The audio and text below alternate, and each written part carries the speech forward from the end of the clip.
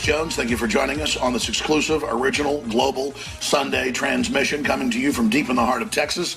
It is Sunday, June 5th, 2016. Roger Stone, the consummate Trump insider, former head of his campaign, traveled to Austin, Texas to be live with us in studio on Friday. Yesterday, we taped 3 separate exclusive news-breaking segments. We're going to premiere 2 of those today in the second half of this hour, and the third installment tomorrow during the weekday broadcast from 11 a.m. to 3 p.m. Central. They'll all be posted, of course, so you can watch them at your convenience at Infowars.com and PrisonPlanet.com. There's a lot of other breaking news, obviously, we're going to be going over, but this first Stone piece deals with this judge who Trump said, look, this guy is, for Mexico. He basically, is an American. Not because he's Mexican by descent. No, because he is a Mexican nationalist, La Reconquista, La Raza high-level operative. That's why I've called him the equivalent of a Hispanic Ku Klux Klan. When you run an organization that wants a race-based nation and that has openly said that the white race is evil, it doesn't matter if politically correct groups sell it and say it's cool. Just like they have George Soros and Facebook funding and supporting Black Lives Matter, that in my view is a very racist organization. It is what it is. And in my view, and from our research, it's the same as the Ku Klux Klan. It's just given more support by the globalist media. There's a special report that John Bound filed that's extremely powerful, entitled La Raza, the Hidden Hand of Hate, that we're about to expose, that's also coming up this hour. Before we get to the piece with Roger Stone. Then the second part of the interview with Roger Stone, are there Democrats infiltrating the Trump campaign? Is one of his son-in-laws an operative?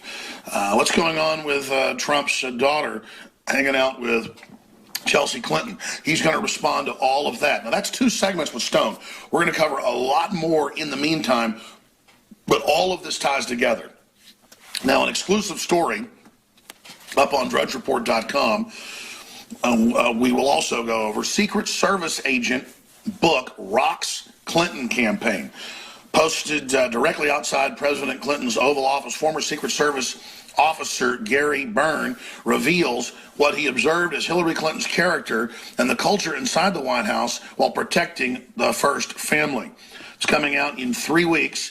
And it's a tell-all, crisis of character. It has the Clinton crime machine absolutely shaking in their boots. We'll get to more of the details of this coming up and the different chapters in the book. Now, this ties into other Secret Service agents that have gone public that worked in the White House. And later, photos were even released of Christmas trees with crack pipes and images of Mao Zedong. And when this first came out, people couldn't believe it till photos got released. And then other people confirmed that, yes, this was going on. They said it was a joke. Is that why a week ago they had a celebration of Mao Zedong and people that support Mao Zedong and the call for re-education camps on the front page of Google on the birthday of one of these women? This is their real culture. But, of course, these are ultra-rich, above-the-law scum that then promote communism as a false revolution so that people never have a true revolt of economic activity and of cultural understanding and of rediscovering of liberty that would actually overthrow the New World Order kleptocratic crony system. So that's all coming up today. Again, David Knight and more. But start your engines, strap yourselves in, because when we come back from break, I am plowing through the news, the anti-free speech news, the anti-Trump people running around attacking, the mainstream media endorsing it and pushing it, incredible persecution of Christians, and so much more. Yes, I intend to be a modern Paul Revere, but I intend to try to rally other Paul Reveres of every race, color, and creed around the world to realize that globalism is cancer, globalism is tyranny, globalism is death. Stay with us. We'll be right back. Sunday, June 5th, 2016. I'm your host, Alex Jones. Coming up, exclusive in studio with Roger Stone, David Knight, and more. But before I go any further, let me just briefly talk about another amazing human being that just really showed us the heights of talent and of finesse and of strength and of manliness. And, of course, that was Muhammad Ali, who has passed obviously yesterday, a titan of the 20th century. Going back, I'm looking at DrudgeReport.com. There's also some of these videos up on Infowars.com. The famous video of him dodging 23 punches in 10 seconds. Of course, he was somewhat arrogant, but when you've got that type of skill and you're younger, that's to be expected, but he humbled with age. But the lesson from this is no matter how great you are, no matter how smart, how strong you are, no matter how beautiful you are, no matter how evil you are, no matter how healthy you are, whatever the case may be, the whole spectrum, death is the great equalizer. And all the corrupt, evil people in history that thought that they were invincible, well, they ended up going, of course, into history. And all the great, great, great good people that were out there as well, they lived on by the good things they did, by the art, by the music, by the literature, and by the example they were to others. And Muhammad Ali became just a better and better example of an intellectual and a man as he got older. But of course, he was the consummate example of physicality, grace, and skill as a younger man, right up into his middle age, fighting way too long and having all that brain stem damage. So, bon voyage. Of course, hope to join you there in the wild blue yonder someday. I got a stinking suspicion that God has a liking for Muhammad Ali, because it is God that created us in the image of the Creator, and we are little creators who are able to build such amazing things. Humans are amazing. When the New World Order tells you you're ugly, you're stupid, you have no potential, that's so you believe that. That's so you buy into that. That's so that you don't actually thrive and stand up and create your own destiny. Because the globalists don't want you to have your own destiny. That they want you to believe that you're nothing but a robot that they fully and absolutely control. So we salute Muhammad Ali and all the other greats, not just obviously of sports, but of innovation, of trailblazing, and of doing the right thing. Personally, I would see somebody like Martin Luther King, who knew he was going to get killed, as a greater person overall because of his moral character, his strength, than somebody like Muhammad Ali. And I would say the same thing about someone like, say, George Washington, who also had great physical courage, but also great intellectual courage. But it's apples and oranges. Muhammad Ali is an amazing person.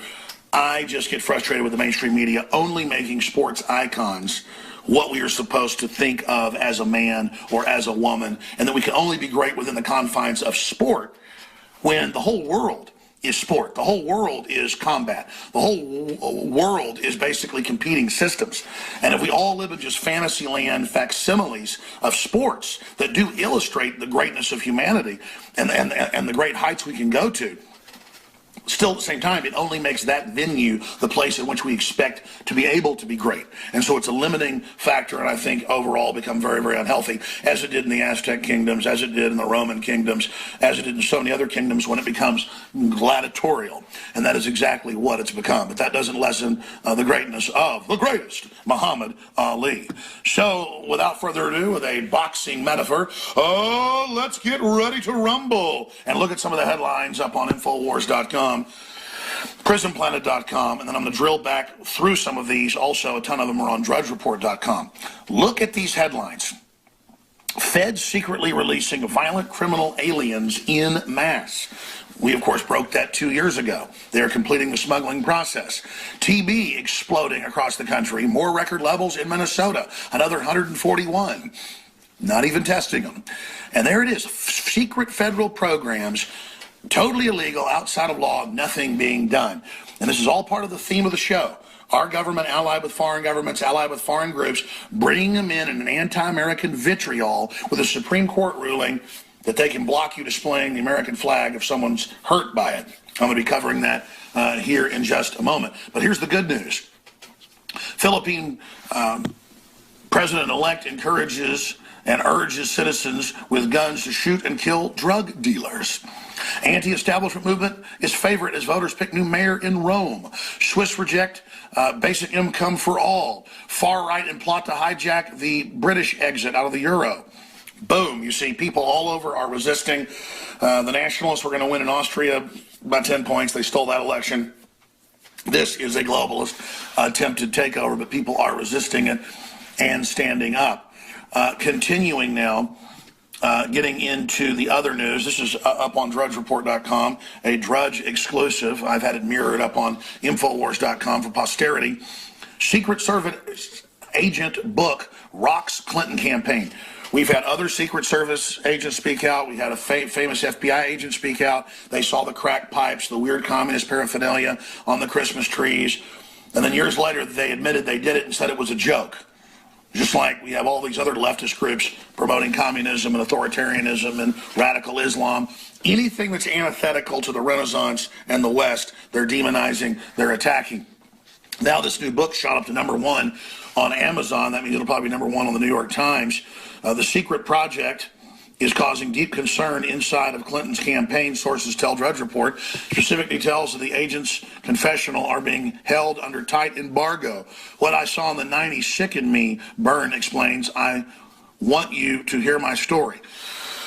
We know it's her screaming at people, being evil, communist Chinese generals inside the White House. I mean, we all know what the Clintons did, but this is going to be another witness, another fly on the wall to the things that went on with these criminals that, again, are selling us out to foreign and multinational interest, ganging up on America with the Pope and the communist Chinese leaders and the Mexican president and everybody else under the sun, the Saudis, to tell us who and when we can elect somebody, El Presidente. Now, coming up at the next segment, I'm going to air a very important report that John Bowne filed that dovetails into the exclusive Roger Stone interview that's coming up on this judge that keeps engaging in bizarre rulings against Donald Trump in New York. This federal judge appointed by Obama is a Mexican supremacist, the evidence shows, and is a high-level member of La Raza, which means the race. So when Trump says, look, the guy is into his heritage, he's a Mexican, he means Mexican national. He means someone dedicated to Mexico as a culture, as just like you might be a spy for Russia or China. This is open espionage with the globalists merging us with a bunch of people beating women over the heads with Mexican flags, and then the mayor of San Jose says it's basically a good thing. You know, we have all the footage of this. This is going on. This is happening, and it's so incredibly over the top. So that report is coming up here in the next segment. But it ties together with these headlines. Criminal immigrants reoffended at higher rates than ICE has suggested and are being secretly released. That's the Boston Globe, okay? Boom, let's go to the next story. That's today. Here's another one. Only 6% trust media, but it should be less. Again, that's Investors Business Daily AP poll. I mention that every day in the last 2 months because it shows this is a group that has no one's confidence, and they're just trying to con game everybody now, okay? No one's buying the lies. Here's another report. Hillary Clinton should be in jail for what she did with her emails. He's saying it again, calling her out. This is the only thing that can counter these liars, is getting very, very aggressive. Here it is. California, because I think Hillary is very weak. I think she's pathetic. I think she should be in jail for what she did with her emails, okay? She should be in jail. Those videos are up on Infowars.com. So that's why they're coming after Trump. And this is a test. Can the mainstream whore media suppress common sense and actually turn us into complete slaves, all balkanized based on race and religion, with the very people pushing the balkanization posing as the referees? Now, since I mentioned it, here it is. Remember this ruling a few months ago and another one last year? LA Times, ruling on U.S. flag raises questions about students' free speech rights all over the country, from Texas to California, saying you can't wear American flags, period. Not just on Cinco de Mayo now, because it makes the Mexicans mad because they see it like a bull sees a red cape as an absolute enemy. So we're taught to be open, give up our sovereignty, do all of this, but this is happening. And we come back, and I'm going to tie that in with all the rest of the censorship currently happening. I'm Alex Jones, Infowars.com. Stay with us. And we are back again. I'm Alex Jones, your host. Thank you for joining us. Coming up in the next segment, we're going to be breaking down this whole fake controversy about Donald Trump being a racist, pointing out that this judge that keeps ruling against him is a Mexican supremacist / nationalist. Well, we're going to look at the evidence of that here in just a moment in a John Bowne report. But first, going back to the attack on free speech in schools. 8 years ago, when this first started happening, I would cover local news stories where children and high school students, most of the time Hispanic, were being kicked out of school because they would wear an American flag on their shirt or an American flag on their hat, not just on Cinco de Mayo. And now they admit it. The Supreme Court has said, yeah, you can do that because it's basically seen as gang paraphernalia or whatever. So remember that. Now, separately, our reporters, Michael Zimmerman and Joe Biggs, have been out on the West Coast for a week documenting every